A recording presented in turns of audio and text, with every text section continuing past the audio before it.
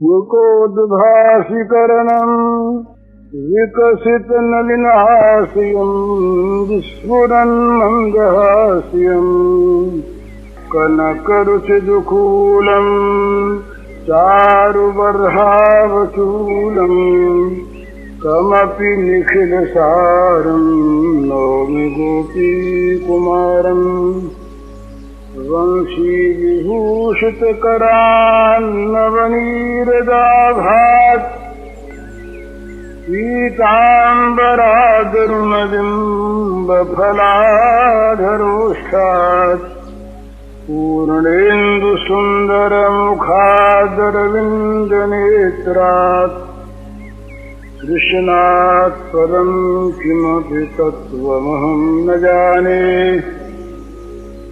ज्ञानाभ्यासवशीकृतेन मनसा तन्निर्गुणं निष्क्रियम् ज्योतिः किञ्चन योगिनो यदि परम् पश्यन्ति पश्यन्तु ते। अस्माकं तु तदेव लोचनचमत्काराय भूयाचिरम् कालिन्दी पुलिनेषु यत्किमपि तन्नीलं मुहुधावति। श्रीराममय सब जगजानी करं प्रणाम दूरजुगपानी। अखिल विश्व ब्रह्मांड के रूप में अभिव्यक्त श्री भगवान के पावन चरण कमलों में सभक्ति नमस्कार। बड़ी सुंदर प्रेम की व्याख्या स्वामी जी महाराज कर रहे थे। वे आज जा रहे हैं। उनके उपदेश बड़े दिव्य, बड़े हृदयग्राही और बड़े मपे जुड़े हुए शब्दों में सार के बाद जिन लोगों ने उनसे लाभ उठाया वे सौभाग्यशाली। प्रेम की बात चल रही थी। ये बार बार एक बात प्रेम के संबंध में दोहराई जानी चाहिए कि प्रेम में स्वसुख वांछा की कल्पना नहीं होनी चाहिए। ये सबसे पहली प्रेम की शर्त है। एक बड़ी सुंदर निकुंज लीला की एक घटना है। भगवान श्याम सुंदर निकुंज में कोमल किसलय और कुसुम की सैया पर शयन कर रहे हैं। एक प्रेमवती गोपी अपने श्रृंगार से, अपनी शोभा से भगवान को सुखी बनाने के लिए वहां गई। उस समय उन्हें नींद आ रही थी। श्री कृष्ण को नींद आ रही थी। आंखें बंद हुई जा रही थी, जरा जरा सी कभी खुलती फिर बंद हो जाती। तो सखी के मन में आया कि एक बार आंखें इनकी खुल जाएं और वे देख लें तो उनको सुख हो। श्रृंगार अपने सुख के लिए नहीं। तो उसने क्या किया, कमल की पराग को लेकर के और यूं उड़ाने लगे। सोचा कोई पराग का कण नेत्र में जा पहुंचे, कष्ट तो हो नहीं पर नेत्र खुल जाएं और वो श्याम सुंदर देख ले। इतने में श्री राधा रानी आ गई। उन्होंने कहा क्या कर रही हो? तो बताया किस प्रकार से इस कमल पराग का कण श्याम सुंदर के नेत्र में गिर जाए, वो एक बार शोभा को देख के सुखी हो जाएं। तो कहा उनको सुखी देख कर तुमको सुख होगा ना? बोले होगा। तो उनके नींद के व्याघात से तुमको सुख होगा क्या? अब गोपी चुप हो गई। कहा तुम उनको सुख देने जाकर उनके नींद में विघ्न डालकर सुखी होना चाहती हो ना? इसमें भी तुम्हारा प्रेम नहीं काम है। गोपी के मन में जरा भी स्वसुख की कामना अपनी जान में नहीं थी, पर वो भगवान के नींद में विघ्न करना चाहती थी, अपने श्रृंगार को दिखाकर सुखी करने के लिए।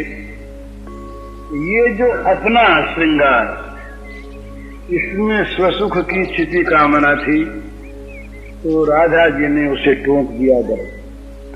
इतना ऊंचा उनका भाव। श्री उसमें कहे रास पंचाध्यायी में आता है, वो कहती हैं कि महाराज जब आपके चरण कमल हमारे वक्षस्थल पर आते हैं, उस समय हमको बड़ा सुख होता है, पर हमें दुख भी होता है कि कहीं आपको आघात न लग जाए। तो आपके वो चरण जब ये कांटों के और कुशों के जंगल में फिर रहे हैं, हमें कैसे सहन हो सकता है। तो जहाँ अपना सुख है, अपने सुख में भी अपने सुख की अपेक्षा उनके दुख की चिंता अधिक है, और अपने सुख में भी कहीं अपना सुख उनके सुख का बाधक हो जाए, है अपना सुख उनको सुखी बनाकर ही, वो भी जो अपना श्रृंगार भगवान को दिखाकर उन्हें सुखी बनाकर, सुखी देखकर सुखी होना चाहती है। इसमें प्रधान उनका सुख ही है, परंतु इस समय वो सो रहे हैं, तो अपना सुख तो तब मिलेगा जब वो जाग जाएंगे, उनकी नींद टूट जाएगी, उसके बाद वो देखेंगे, तब उनको सुख होगा, तब हमको सुख होगा। पर इसके पहले उनके सुख में अपने सुख के लिए विघ्न डाल रही है ना वो। तो इस प्रकार का विघ्न भी प्रेम में बाधक होता है। वो कई इस प्रकार की वांछा भी प्रेम राज्य में नहीं होती। इसलिए जहाँ त्याग की पराकाष्ठा है, प्रेम शब्द जो है ये बहुत सीधा है और मीठा भी लगता है, पर प्रेम में इतनी तीक्ष्णता और कटुता है। पहले उस तीक्ष्णता को, कटुता को यदि कोई मीठा बना सके, तब तो प्रेम परम मधुर है, क्योंकि उसमें केवल त्याग ही त्याग है। अपने को सर्वथा खो देना है। महाराज जी ने कहा, अभी वो दूसरे प्रकार के शब्द थे कि प्रेम का अधिकारी कौन, जो सर्वथा अनधिकारी।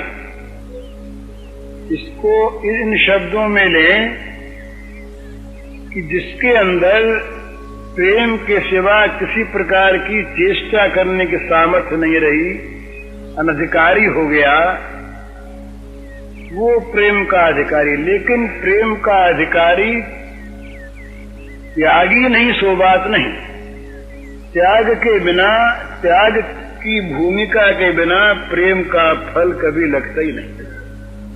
तो त्याग की जहाँ पराकाष्ठा है, जहाँ जरा जरा सी बात में ये स्वाभाविक देखा जाता है कि इसमें कहीं निज सुख का तो कोई रेश नहीं है, इसमें प्रियतम के सुख में किसी प्रकार की बाधा तो नहीं है, बस इसी एक उद्देश्य को लेकर, इसी एक लक्ष्य को लेकर प्रेमी का जीवन बनता है।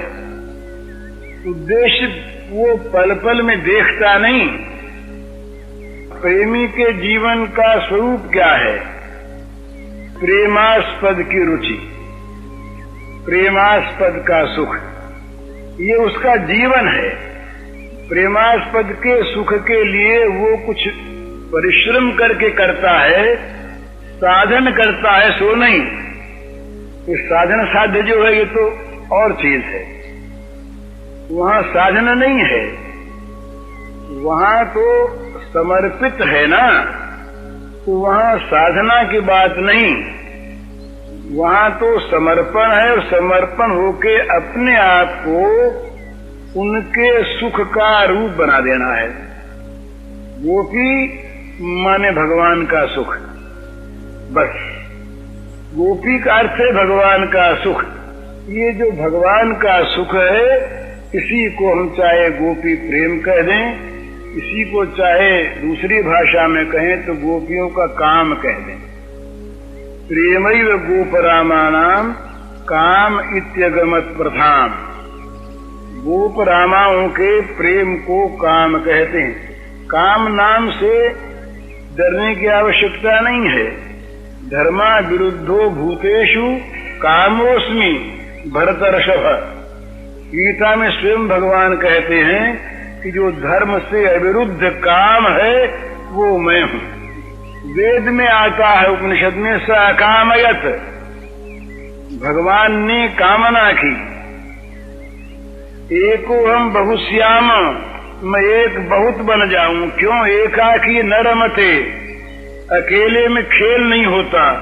तो वहाँ काम शब्द भी है, रमण शब्द भी है, पर काम और रमण शब्द का अर्थ गंदा नहीं। तो इन शब्दों को लेकर के डरने की आवश्यकता नहीं है। बोले अमुक मोक्षकामी है, तो मोक्षकामी में भी काम शब्द आता है। तो इस शब्द की कोई बात नहीं, परंतु वो काम क्या है, गोपियों का काम क्या है? कृष्ण सुख, भगवान का सुख, ये गोपियों का नित्य नित्य काम है। और वो चाहती है कि हमारे इस काम का कभी किसी काल में नाश न हो। वो इस काम का नाश नहीं चाहती। गोपी यदि अपने काम का नाश चाहे तो गोपी गोपी रहती नहीं, वो कुछ और बन जाती है, नीचे स्तर पर आ जाती है। उसका तो कृष्ण सुख काम ही उसका जीवन है। कृष्ण सुख काम ही उसका स्वभाव है। उसका मन, उसका तन, उसकी बुद्धि, उसकी इंद्रियां, उसके सारे कर्म, ये सब के सब न किसी कर्तव्य निष्ठा को जानते हैं, न धर्म निष्ठा को जानते हैं, न किसी प्रकार की किसी वासना को रखते हैं। वो केवल जानते हैं श्री कृष्ण सुख काम। श्री कृष्ण सुखी कैसे हों? अब ये विचित्र एक चीज है, श्री कृष्ण सुखी कैसे हों? अब इस प्रश्न का उत्तर प्रेम राज्य के सिवा कहीं है नहीं। जो स्वयं परमानंद कंद हैं, जो आनंद के अगाध समुद्र हैं, सारा आनंद जिन्हीं में से निकलता है।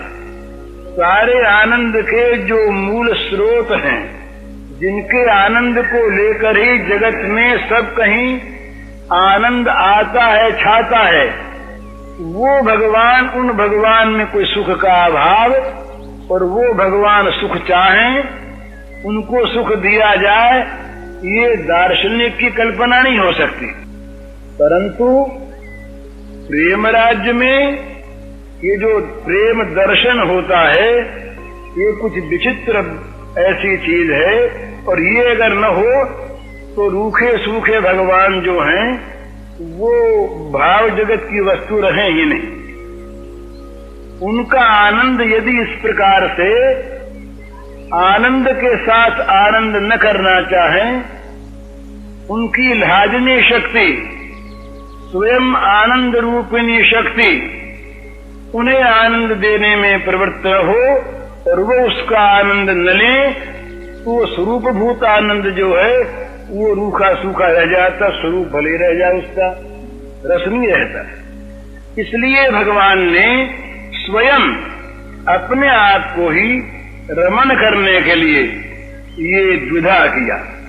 एक से दो बने, अनेक बने, और अनेक बन के इस रस का प्रवाह भगवान ने बहाया।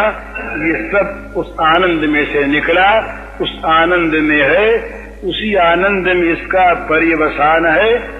तो ये जो आनंद है, कैसे इसका प्राकट्य होता है? ये आनंद बनता नहीं है। भगवान का जो आनंद है ये पहले नहीं था, अब बना, सो बात नहीं। और आनंद यदि है तो आनंद की भित्ति ही प्रेम है। तो ये प्रेम कभी बना या कभी बनेगा, इसका कोई निर्माण करता है सो नहीं। ये प्रेम भगवत स्वरूप है, प्रेम भगवान है, भगवान प्रेम है। तो जहां जहां ये विसर्ग होता है, विसर्ग, उत्सर्ग, त्याग, जहां जहां पर त्याग होता है वहां वहां पर प्रेम का प्राकट्य होता है, और जहां जहां पर प्रेम होता है वहां वहां पर आनंद आता है। कहीं भी द्वेष में, विरोध में, बैर में कहीं आनंद पैदा हुआ हो तो बताइए? जलन पैदा होगी, आग पैदा हो जाएगी, एक जलाने वाला चारों तरफ से समूह पैदा हो जाएगा, परंतु एक त्याग ही ऐसी वस्तु है जहां प्रेम होगा, और जहां प्रेम होगा लड़ते हुए आदमी जरा प्रेम भाव पैदा हो जाए, सुखी हो जाएंगे, बोले अब तो हमारा बड़ा, अब तो प्रेम हो गया, अब बड़ा आनंद है, प्रेम हो गया, बड़ा आनंद है। तो प्रेम जो है ये आनंद का जनक है, आनंद निकलता है प्रेम से। अतएव भगवान का जहाँ आनंद है, जहाँ भगवान सच्चिदानंद स्वरूप है, वो आनंद प्रेम के बिना विकसित नहीं होता, उसका प्रकाश नहीं होता।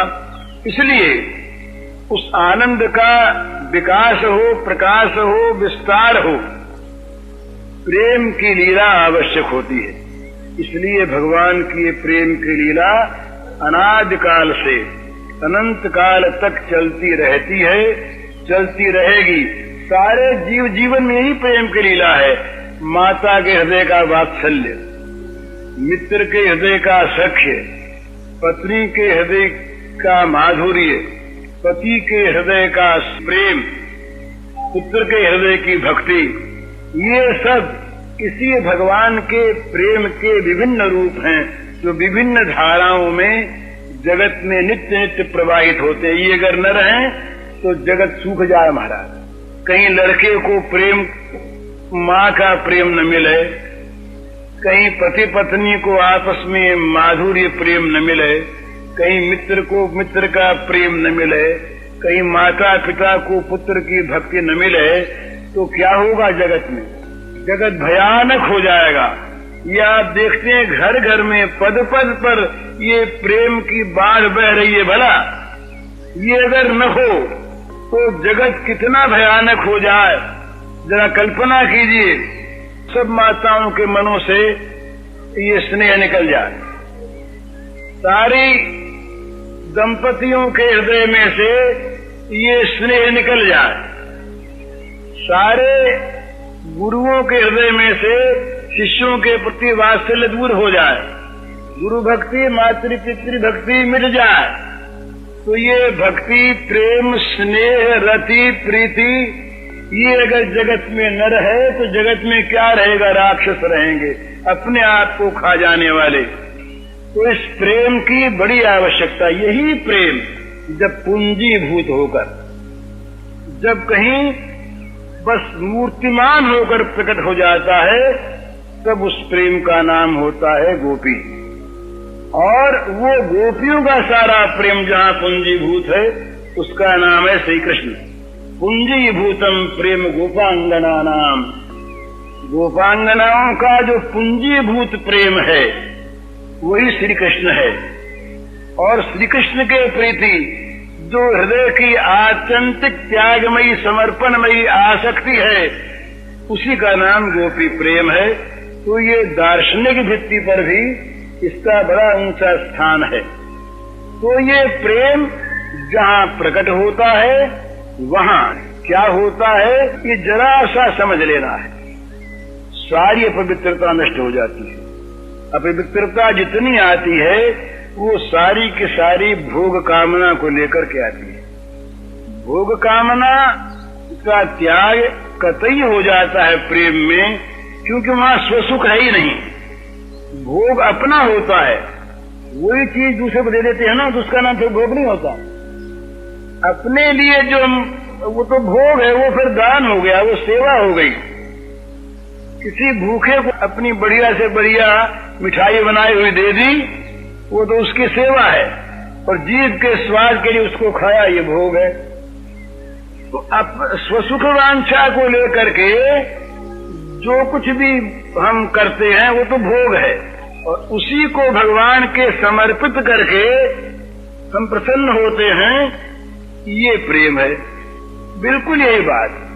तो घर की कोई चीज, हमारे मन की कोई चीज, हमारे जीवन की कोई चीज अपने सुख के लिए जब तक है तब तक उसका नाम भोग है, और जब तक वो भोग है तब तक दुख पैदा होता रहेगा।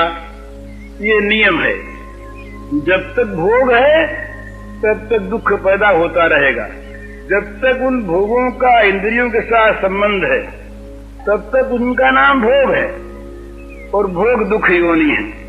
इसलिए बुद्धिमान लोग भोगों में नहीं रमते।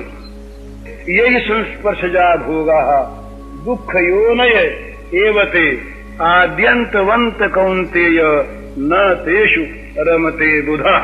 जरा ध्यान दीजिए, यही संस्पर्शजा भोगा, अपनी इंद्रियों के साथ जिनका संबंध होने पर हमें सुख की प्रतीति होती है, ये स्वसुख की इच्छा से ग्रहण किए जाने वाले पदार्थ ये भोग है।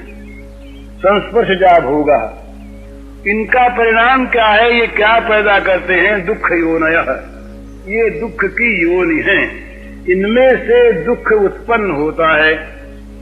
तो जो अपने सुख के लिए इंद्रियों के द्वारा ग्रहण किए जाने वाले जो पदार्थ है उनका नाम भोग है, और वे भोग दुख योनि है ही और आद्यंतवंत हैं। इसलिए बुद्धिमान लोग इन भोगों में रमते नहीं, इनमें प्रीत नहीं करते। पर यही सारे भोग जब स्वसुख की वांछा का परित्याग करके परसुखार्थ अर्पित हो जाते हैं तो ये भगवान की सेवा बन जाती है। यही भोगों में परिवर्तन नहीं होता, हलवा वही है। हलवा हम अपने जीभ के स्वाद के लिए खाएं, और वही हलवा हम भगवान की सेवा के भाव से जिसको आवश्यकता है उसको खिला दें। हलवा वही, कोई उसको खाता भी है, पर जहाँ स्वसुख की वांछा नहीं है वहाँ वो सेवा बन गया, प्रेम बन गया। तो स्वसुख की वांछा है, वहाँ वो वही हलवा भोग बन गया। भोग है तो दुख योनि है, ये नियम है। तो इसलिए जो गोपियों का प्रेम है वो स्वसुख की वांछा से सर्वथा रहित है। इसमें एक विशेषता आगे जाके क्या आ जाती है, वो बड़ी मार्मिक चीज है। ये प्रतिदान करते करते अपने सुख की सामग्री दूसरों को देते देते क्या वो भगवान को सौंपते सौंपते वो अपने आप को भूल जाता है, और फिर भगवान के लिए यहां भी अर्पण करने लगता है। स्वसुख की वांछा से रहित भगवत सुखार्थ अपने ग्रहण करना भी ये फिर त्याग हो जाता है, सेवा हो जाती है, प्रेम हो जाता है। इसमें जरा कठिनता पड़ती है परीक्षण में। हम हलवा खा रहे हैं और उस हलवे का स्वाद हमें आ रहा है, तो स्वाद में सुख मिल रहा है, ये तो होता ही है। अब यहीं पर स्वसुख की इच्छा है या प्रेमास्पद के सुख की इच्छा, इसका परीक्षण होता है। और इसमें ये परीक्षण वही कर सकते हैं जो यहाँ पहुंच गए, हम लोग नहीं कर सकते। अपने स्वाद आ रहा है तो अपने स्वाद का सुख कभी ग्रहण होता है जब प्रेमास्पद को सुख होता है।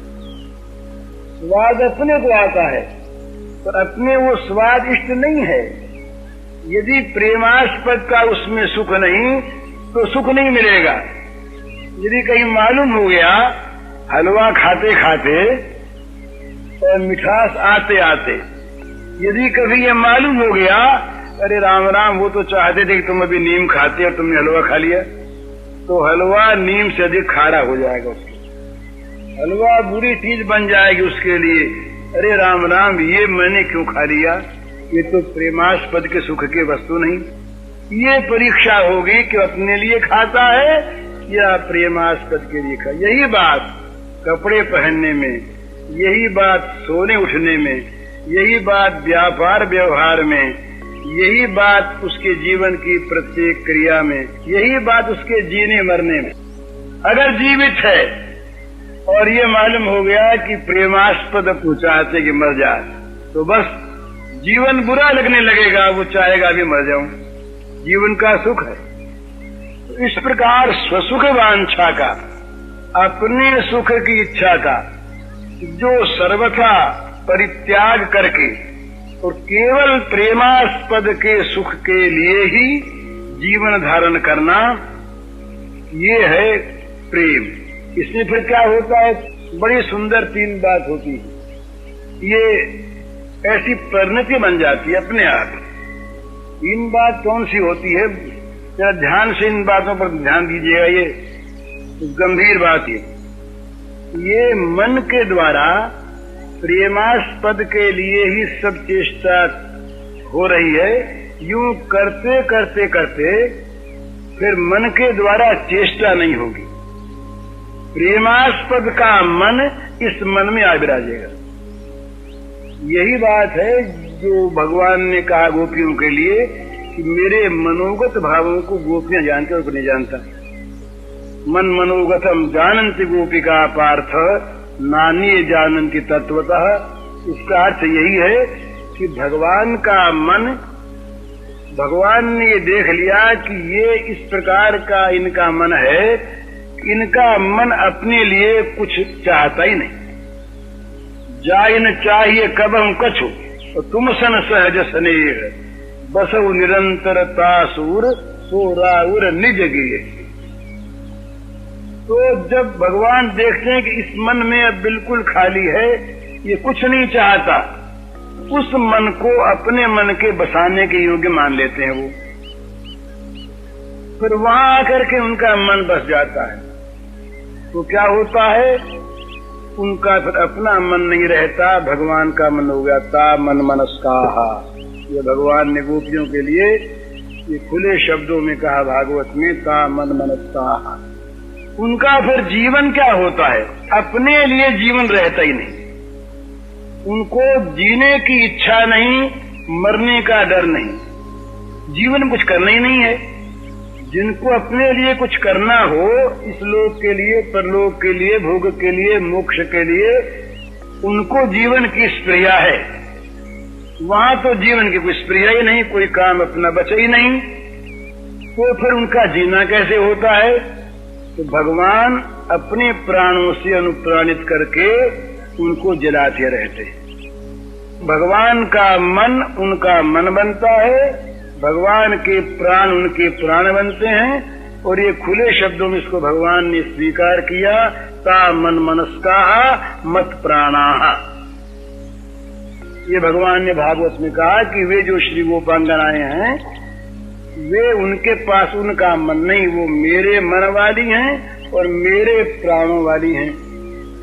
तो मन नहीं रहा अपना, प्राण नहीं रहे अपने। श्याम सुंदर परम प्रेमास्पद का मन उनका मन है और उनके प्राण उनके प्राण। अब स्वाभाविक देखिए, उनके अपने काम रहे क्या, अपने काम तो ये मन और प्राणों के बदलने के पहले ही परित्यक्त हो चुके भगवान के लिए। तो तीसरी बात भगवान ने फिर कही, का मन मनस्का मत प्राणा मदर्थे त्यक्त दैहिका। मेरे लिए उनके अपने काम सारे परित्यक्त हो चुके, उनके अपने काम मेरे लिए सारे के सारे छूट गए। अब तो मेरा मन उनका मन है, मेरा प्राण उनका प्राण। तो फिर वो घर में जो करती सो क्या करती हैं, बोले मेरा काम करती हैं। किस मन से करती हैं, मेरे मन से करती हैं। किन प्राणों को लेकर करती हैं, मेरे प्राणों को लेकर करती हैं। मेरे प्राण मेरा मन, ये उनके प्राण और उनका मन बनकर उनके अपने काम तो सारे परित्यक्त हो गए पहले ही, मेरा ही काम उनके जीवन में हो रहा है। इस प्रकार प्रेमी का जीवन प्रभु के सुख का जीवन बन जाता है। ये है प्रेमी के जीवन का स्वरूप।